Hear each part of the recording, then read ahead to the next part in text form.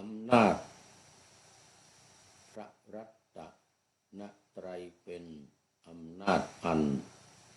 บริสุทธิ์ทางธรรมใครปรารถนาจะมีพระรัตนตรัยทั้งสามไว้เพื่อเป็นที่พึ่งผู้นั้นต้องมีการระลึกถูกต้องงาม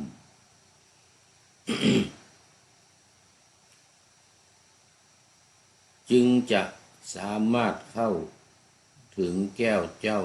หรือรัตสามเพื่อเป็นที่พึงงาม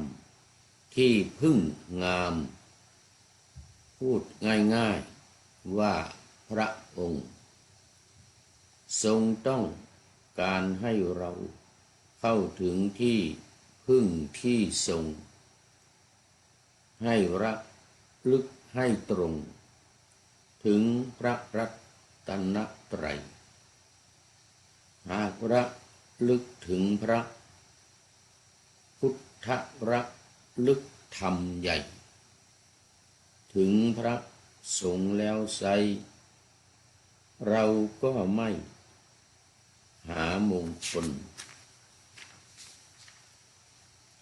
ที่ไหนมาไว้ป้องกันที่สองให้สับสนเขาจะมีมงคลเครื่องคุ้มครองเป็นอย่างดีหรือพูดให้ง่ายยิ่งเมื่อเหตุจริงร้ายมีมาถึงตัวเรานี้สามารถระลึกถึงไตรรัตน์ขึ้นมาทันทีในใจนี้โดยไม่ได้นึกถึงวัตถุใดอันเป็นของขลังมงคลหรือพระ ขออภัยหรือพระที่ห้อยคออยู่นั้นหนอผ่านสวดมนต์ชื่อว่าเรามีคนคุ้มครองคือแก้วสามดวง ขอไปคุ้มครองคือแก้วสามดวงขอถวายความน้อมน้อมแด่พระรัตนตรัยมีพระพุทธเจ้าเป็นต้นขอถวายความเคารพพระมหาเถระพระเถรานุเถระเจ้าคณะพระสังฆาธิการทั่วโลกมีพระเดชพระคุณพระธรรมเสนาบดีเจ้าคณะภาค7วัดพระธาตุดอยสุเทพเป็นต้นและขออำนวยพรแด่ท่านผู้ฟังท่านผู้ชมสาธุชนพุทธบริษัททั้งหลายวันนี้รายการนาวาวังทองของวัดพระธาตุดอยสุเทพออกอากาศทางสถานีวิทยุ2 แห่งคือสถานีวิทยุพระพุทธศาสนาแห่งชาติและจริยธรรมวัดพระธาตุดอยสุเทพมีพ่อครูวรรณลบนามวงศ์พรหมเป็นผู้อำนวยการอาจารย์พระมหาประสิทธิ์ประสานธิโกเป็นหัวหน้าสถานีและอาตมาภาพพระครูปริยัติยานุศาสตร์เป็นผู้บรรยายเป็นประจำวันศุกร์เสาร์อาทิตย์เวลา7:30 นาทีถึง8 นาฬิกาและวันศุกร์วันเสาร์เวลา13 ถึง 14 นาฬิกาเป็นภาคบ่าย1 ชั่วโมงรวมแล้ว3 วันนี้จัด5 ครั้งเพราะว่าวันศุกร์กับวันเสาร์นี้มีภาคบ่ายอีก2 ครั้งครั้งละ1 ชั่วโมง2 สถานีวิทยุเ พื่อการศึกษาพระพุทธศาสนาและวัฒนธรรมวัดฝายหินตำบลสุเทพอำเภอเมืองจังหวัดเชียงใหม่มีพระครูสมุวิสุวัตรวรกิจโจเป็นผู้อำนวยการออกอากาศเวลา8 ถึง 9 นาฬิกาวันจันทร์ถึงวันศุกร์อาทิตย์ละ5 วันโอ้ผิดขออภัยวันพุธ17 ถึง 18 นาฬิกาวันศุกร์และวันเสาร์14 ถึง 15 นาฬิกาและวันอาทิตย์15 ถึง 16 นาฬิกาเหมือนวันนี้วันอาทิตย์เวลาบ่าย3 โมงถึงบ่าย 4 โมงเย็นเป็นครั้งสุดท้ายของสัปดาห์วันนี้ก็บันทึกเสียงล่วงหน้ามาจากวัดโพธิศูนย์ปฏิบัติธรรมกรรมฐานวัดพระธาตุดอยสุเทพอากุนาเมืองทานลินประเทศเอสโตเนียเหมือนเดิม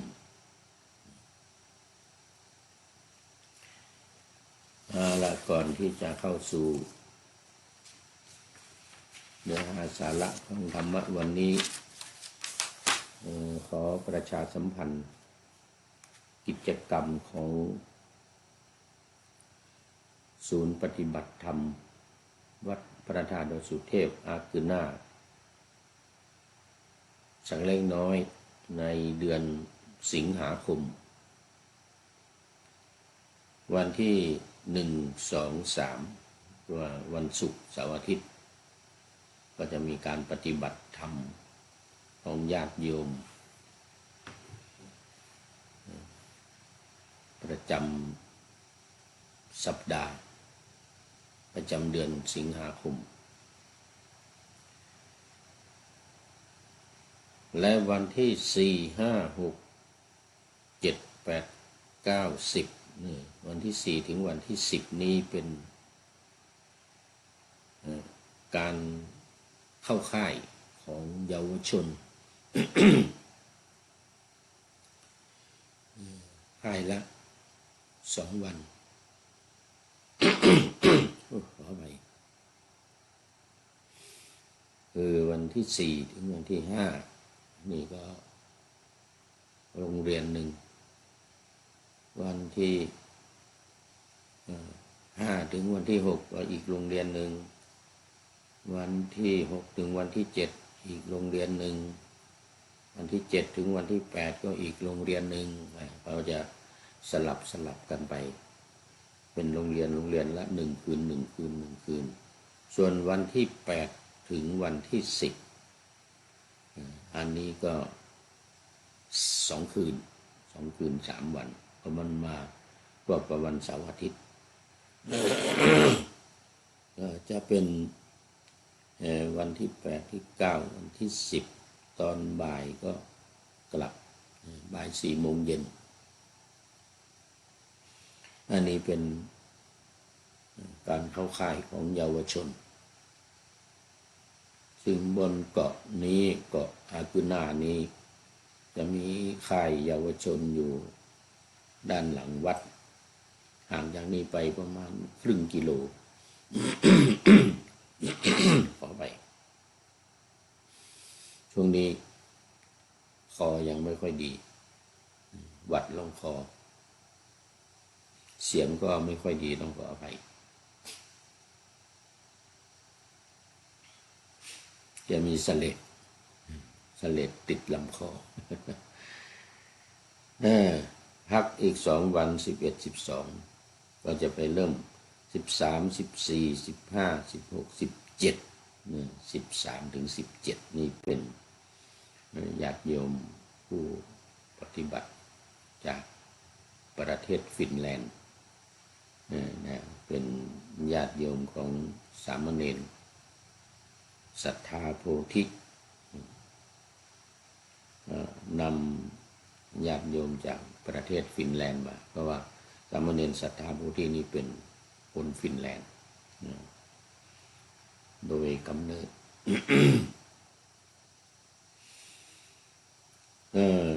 จำนวน3 คืน 4 คืนเนี่ย13 14 15คืนที่16แล้วก็1718อีกวันหนึ่งขออภัย5 คืน5 คืนถึง18กลับ9 โมงเช้ามา10 โมงครึ่งวันที่13กับวันที่18เลยก็ในช่วง4 วัน 5 วันนี้ก็อาจจะมีสลับกันบ้างเห็นว่าบางคนเนี่ยก็จะมา2 คืนบางคนมา3 คืนกลับไปแล้วก็มีคนใหม่เข้ามาอีกแต่ว่าอยู่ในช่วงเวลานี้ระหว่างวันที่13ถึงวันที่18ก็จะมีสลับเข้าออกเพราะเนื่องจากว่าสถานที่จำกัดกลับได้ไม่เกิน15 คนสูงสุด16 คนเคยมีบางครั้งที่แล้วนี่16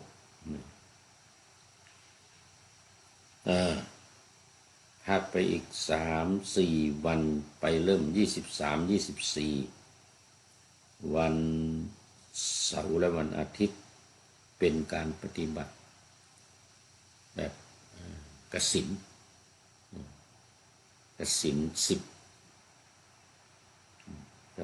10อย่างมีธาตุกสิณแล้วก็วรรณกสิณวรรณกสิณเป็นสีเขียวสีเหลืองสีขาวสีแดงเพ่งสีหรือธาตุกสิณดินน้ำไฟลม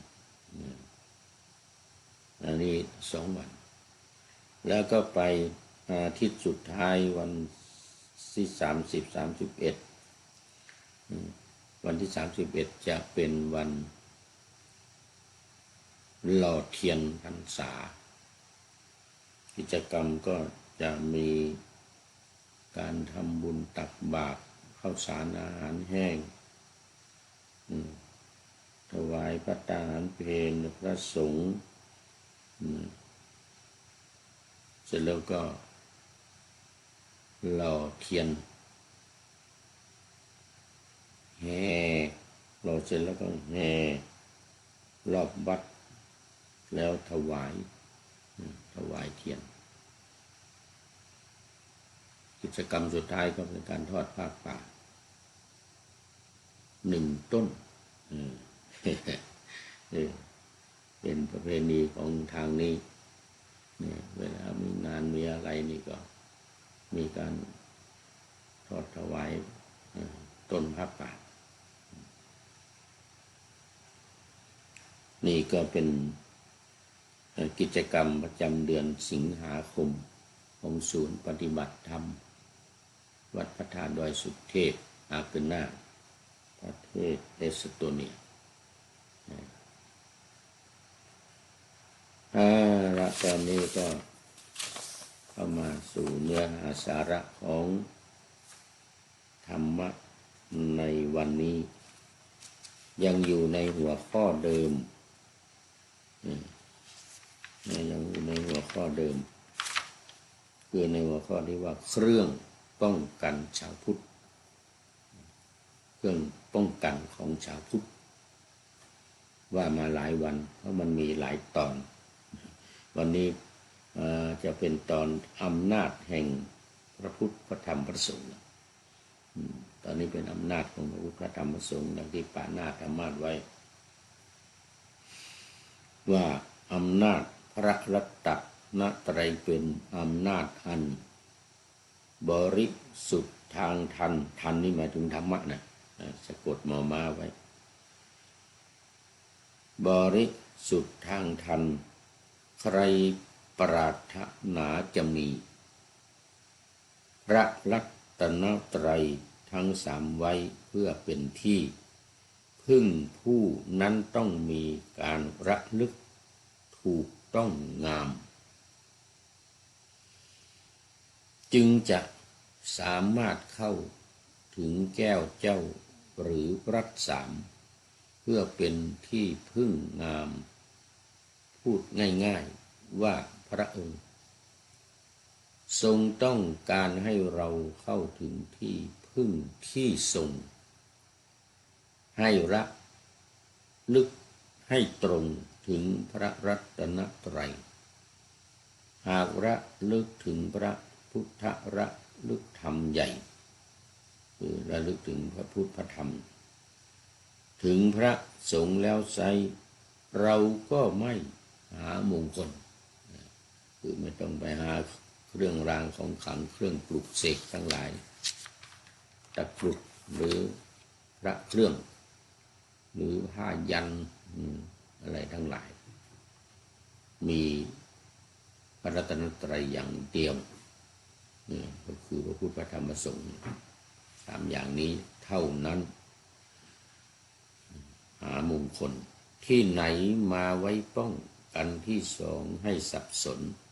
เขาจะมีมงคลเครื่องคุ้มครองเป็นอย่างดีหรือพูดให้ง่ายยิ่งเมื่อเหตุจริงร้ายมีมาถึงตัวเรานี้สามารถระลึกถึงไตรรัดขึ้นมาทันทีในใจนี้โดยไม่ได้นึกถึงวัตถุใดอันเป็นของขลังมงคลหรือพระที่ห้อยคออยู่นั้นหนอผ่านสวดมนต์ชื่อว่าเรามีคนคุ้มครองคือแก้วสามดวงพระพุทธพระธรรมพระสงฆ์อันนี้ก็เป็นการอธิบายเสริมในหลักการ4วิธีการ6ของสำนักศึกษาธรรมโดยธรรมนาวาซึ่งทางสำนักพระราชวังนำมาเป็นแนวทางในการปฏิบัติในโครงการปูทางสู่การตื่นรู้ธรรมนาวาวังของ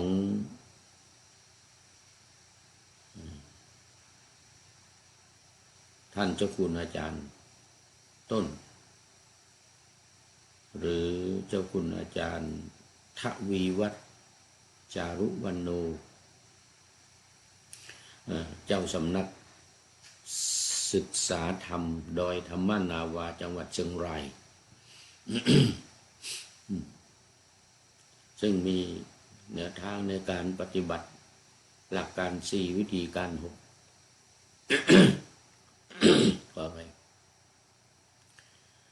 หลักการ4วิธีการ6นี่หลักการ4อย่างนี้ก็นำมาจาก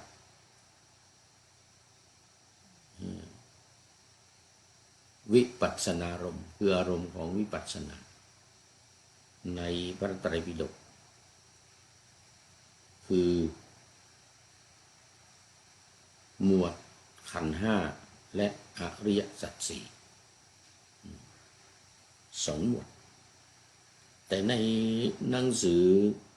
อธิบายเพิ่มเติมก็มีหมวดปฏิจจสมุปบาทเพิ่มเข้ามานะแล้วก็หมวด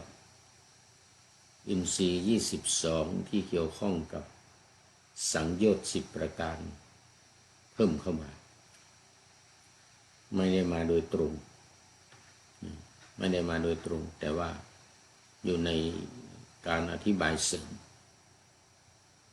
อย่างสังโยชน์10ประการนี้ก็นำมาประกอบ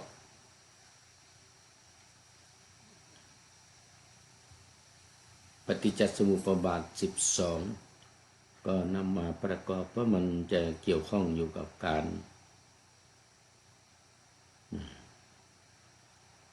บรรลุความเป็นอริยบุคคล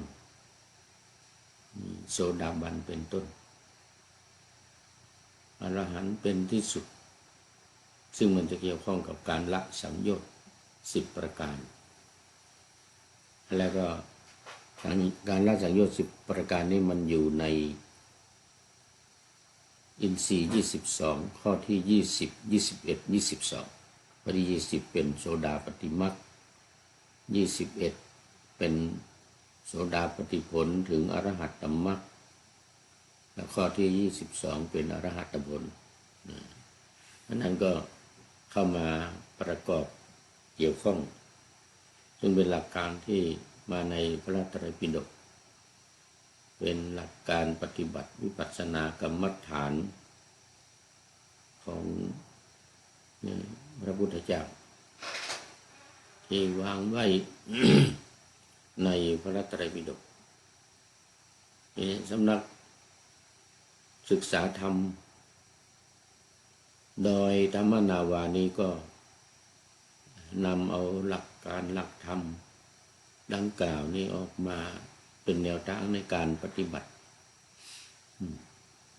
โดยต้องเอามาท่องให้จำทำให้ขึ้นใจให้ใจยอมรับอย่างหลักการ4นี้ก็มีอยู่มาตรงๆ2อย่างก็คือขันธ์5กับอริยสัจ4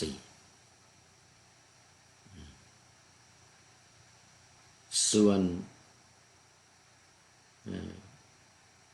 ที่มาโดยอ้อมมาโดยปลีกย่อยอยู่ในหลักการใหญ่ก็คือธาตุกรรมฐาน4ธาตุกรรมฐาน4อย่างนี้ คือหลักการข้อที่1การถึงพระรัตนตรัยพระพุทธพระธรรมพระสงฆ์การถึงพระรัตนตรัยนี้ความจริงมันอยู่ในสมถกรรมฐานในหมวดอนุสติคือระลึกถึงพระพุทธพระธรรมพระสงฆ์พุทธานุสติธรรมานุสติสังขานุสติเนี่ย3อย่างเป็นหลักการของสมถกรรมฐานที่อยู่ในหลักการ40อย่างกรรมฐาน40ที่มาในคัมภีร์วิสุทธิมรรคของพระเดชพระคุณหลวงพ่อพระพุทธโฆษาจารย์รวบรวมมาไว้ในประกรณ์พิเศษ ก็ไว้คัมภีร์วิสุทธิมรรคเรื่องของกรรมฐาน40อย่างส่วนในพระไตรปิฎกจริงๆนั้นมีมากกว่านี้มีถึง101ข้อ101 101แต่หลวงพ่อพุทธโฆษาจารย์เอามาแค่40อย่างมี7หมวดส่วนการระลึกถึงพระพุทธพระธรรมพระสงฆ์นี้หรือระลึกถึงพระรัตนตรัยนี้อยู่ในข้อ1 2 3ของอนุสติ10 3ข้อใน40ข้อ3ข้อใน40ข้อนี่เป็นข้อที่1ข้อที่2การท่องข้อที่1นี่ก็ต้องท่องนะต้องท่องระลึกถึงพระพุทธพระธรรมพระสงฆ์เนี่ยจะเข้าถึงพระพุทธพระธรรมพระสงฆ์ในต้องท่องผู้ดับตับแตกตอนนี้ขอต้อนรับพระเดชพระคุณหลวงพ่อสุทธิสงึมรำจากจังหวัดบุรีรัมย์ขอบคุณมากครับหลวงพ่อนมัสเตมาแล้ว แล้วก็บอกว่ายกหัวใจขึ้นมาแฮปปี้เบิร์ธเดย์โอ้สาธุขอบคุณมากเป็นท่านแรกแล้วก็จะต้องเป็นสุดท้ายแล้ววันนี้ก็เลยจะหมดเวลานะครับท่องธาตุกรรมฐานข้อที่2ข้อที่3ก็ท่องขันธ์5ข้อที่4ก็พิจารณาขันธ์5ลงในอริยสัจ4อันนี้เป็นหลักการ4อย่างใหญ่ๆอันนี้ก็มาถึงข้อย่อยในข้อที่1คือการระลึกถึงพระพุทธพระธรรมพระสงฆ์หรือรัตนตรัยวันนี้พูดถึงเรื่องอำนาจแห่งพระพุทธพระธรรมพระสงฆ์ที่มาในหน้า76หลักการชาวพุทธใจความว่าอำนาจแห่งพระพุทธพระธรรมพระสงฆ์เป็นอำนาจอันบริสุทธิ์ทางธรรมชาติ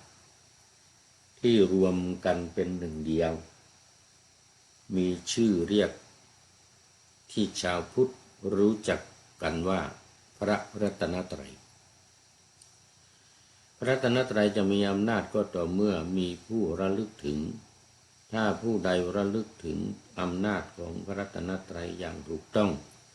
สัญญาณการระลึกแห่งจิตของผู้นั้นจะเชื่อมโยงกับพลังของ